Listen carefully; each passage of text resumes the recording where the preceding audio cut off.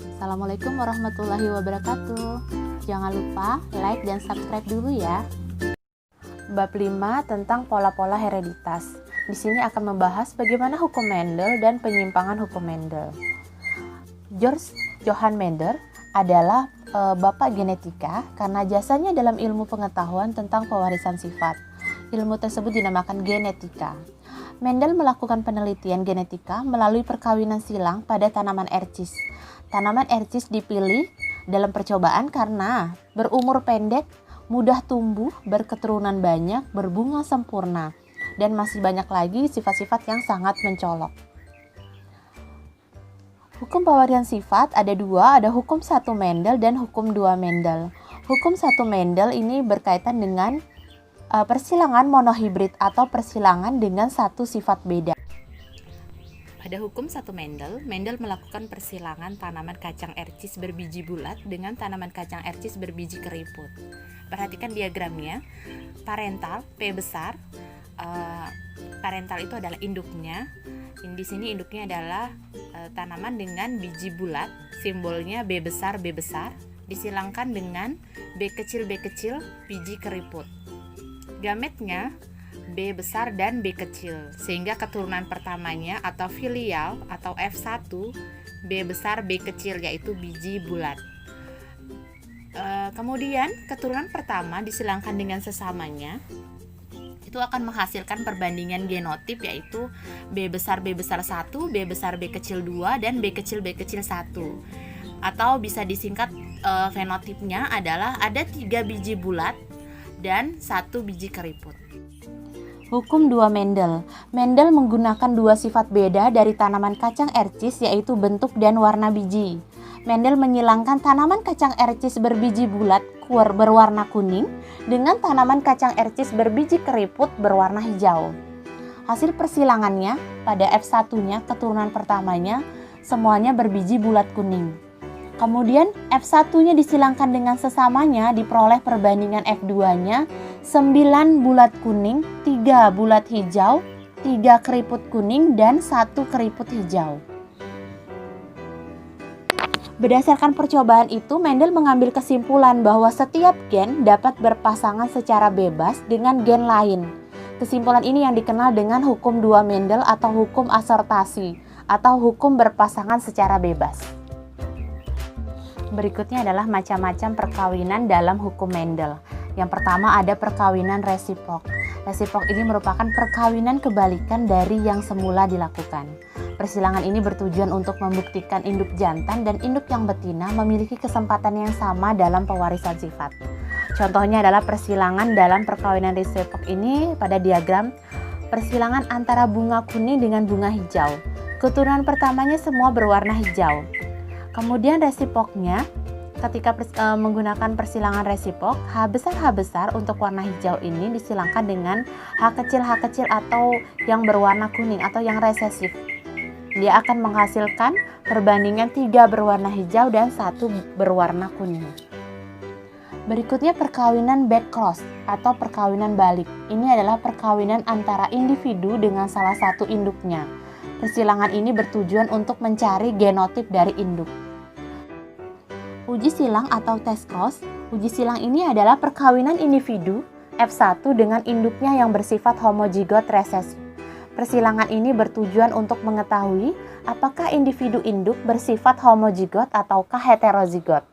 Contohnya adalah tikus hitam disilangkan dengan induk tikus putih menghasilkan keturunan 50% tikus hitam dan 50% tikus putih.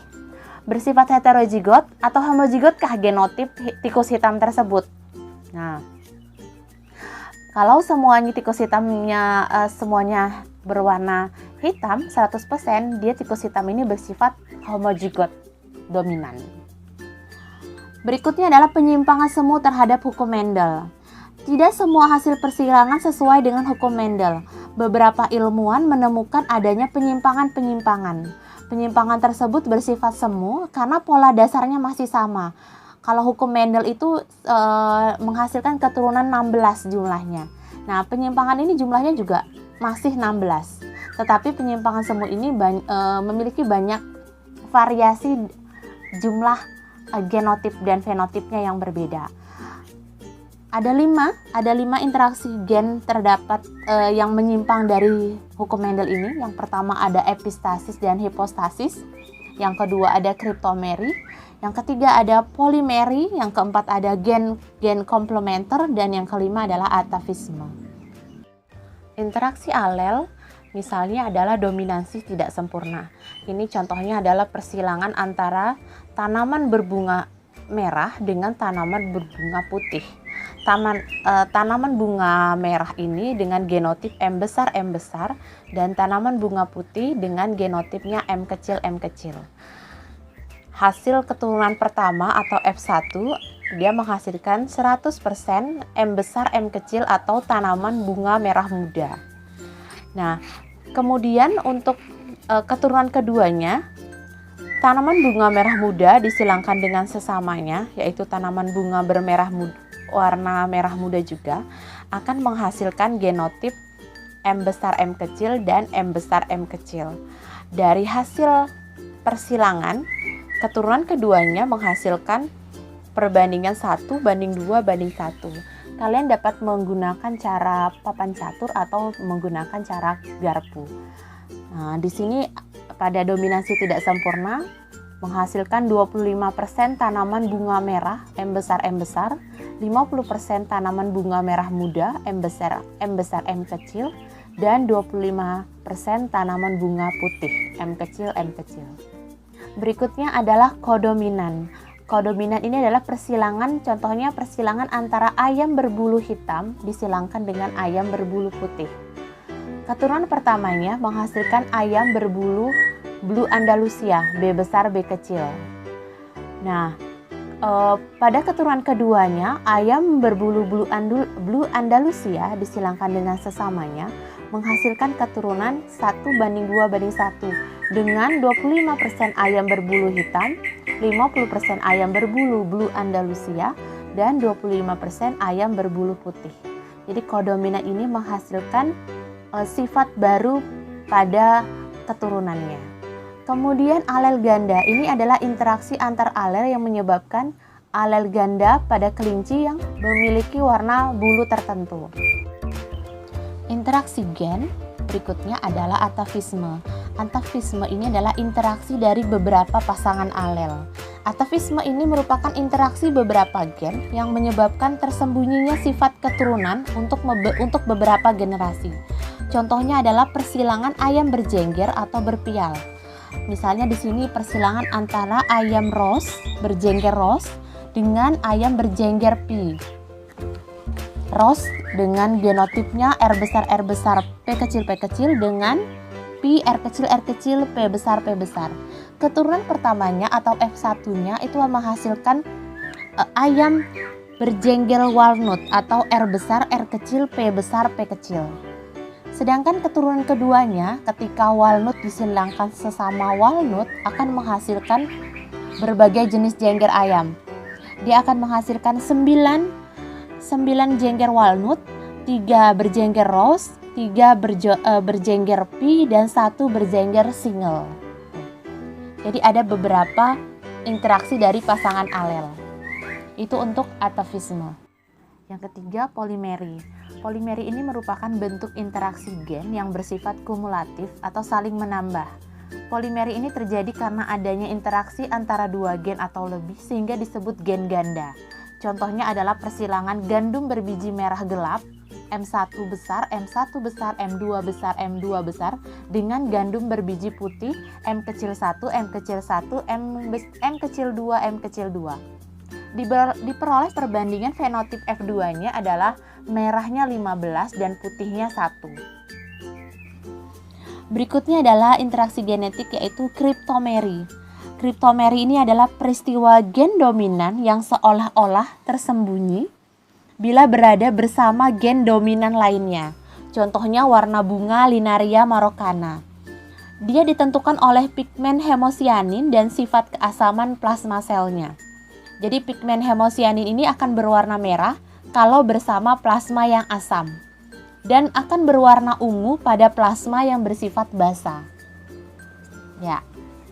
Contohnya persilangan A besar, B kecil, yaitu bunga merah, disilangkan dengan A kecil, B besar bunga putih. Keturunan pertamanya menghasilkan bunga berwarna ungu. A besar, A kecil, B besar, B kecil. Kemudian F2-nya atau keturunan keduanya, bunga ungu, A besar, A kecil, B besar, B kecil, disilangkan dengan sesamanya akan menghasilkan sifat yang berbeda, seperti warna ungu yang akan muncul jika dominan A besar yang berinteraksi dengan B besar. Jadi seperti ada 9 bunga ungu, yaitu A besar dengan B besar. Jadi ketika ada A besar dengan B besar, itu akan menghasilkan warna bunga ungu. Kemudian ada 3 warna merah. Itu interaksi antara A besar dengan B kecil. Kemudian ada 3 warna putih, itu adalah interaksi gen antara A kecil dengan B besar. Serta akan menghasilkan warna putih ketika A kecil, B kecil. Itulah cryptomeri. Jadi perbandingan fenotip F2-nya pada cryptomeri ini adalah 9 untuk ungu, 3 untuk merah, dan 4 untuk warna putih. Berikutnya adalah interaksi gen epistasis dan hipostasis. Epistasis dan hipostasis ini adalah sebuah atau sepasang gen yang menutupi ekspresi gen lain yang tidak sealel, disebut gen epistasis. Jadi gen yang dikalahkan dinamakan hipostasis. Nah, peristiwa ini disebut dengan epistasis dan hipostasis. Yang pertama ini contohnya adalah persilangan antara labu putih P besar, K besar dengan labu hijau P kecil, K kecil. F1-nya menghasilkan 100% labu berwarna putih. F2-nya labu putih disilangkan dengan labu putih, sesamanya akan menghasilkan perbandingan untuk labu putih 12 karena interaksi dari P besar, K besar. Jadi P besar itu warna putih itu mengalahkan warna hijau karena bersifat resesif. Kemudian labu kuning itu diciptakan karena ada K besar. K besar menyebabkan warna labu warna kuning. Kemudian kalau tidak ada yang huruf besar, berarti dia berwarna hijau. Jadi perbandingan di sini adalah labu putihnya 12, labu kuningnya 3, dan labu hijau 1. Kemudian contoh berikutnya, ini kalau yang tadi ini adalah epistasis dominan pada labu. Ada juga epistasis resesif pada tikus. Kemudian ada juga interaksi genetik berikutnya, komplementer namanya. Komplementer ini adalah gen yang saling berinteraksi dan saling melengkapi sehingga memunculkan fenotip tertentu. Jadi apabila ada salah satu gen yang tidak hadir, maka munculnya karakter fenotip tersebut terhambat. Contohnya adalah bunga tanaman kacang. Nah, tanaman berbunga putih, simbolnya C besar, P kecil, itu bunganya putih, dengan tanaman berbunga putih juga, tapi dengan simbolnya, dengan genotipnya C kecil, P besar. Ini akan menghasilkan perbandingan yang berbeda dari sebelumnya. F1-nya, keturunan satunya akan menghasilkan 100% berbunga ungu. C besar, C kecil, P besar, P kecil. Sedangkan bunga ungu disilangkan dengan sesamanya, keturunan keduanya ini akan menghasilkan perbandingan ungu berjumlah 9 dan 7 berbunga putih. Itulah yang disebut dengan gen komplementer. Gen komplementer ini gennya berinteraksi dan saling melengkapi sehingga memunculkan fenotip tertentu. Jadi kalau ada C besar dan P besar akan menciptakan warna ungu. Demikian video kali ini, semoga bermanfaat ya. Wassalamualaikum warahmatullahi wabarakatuh.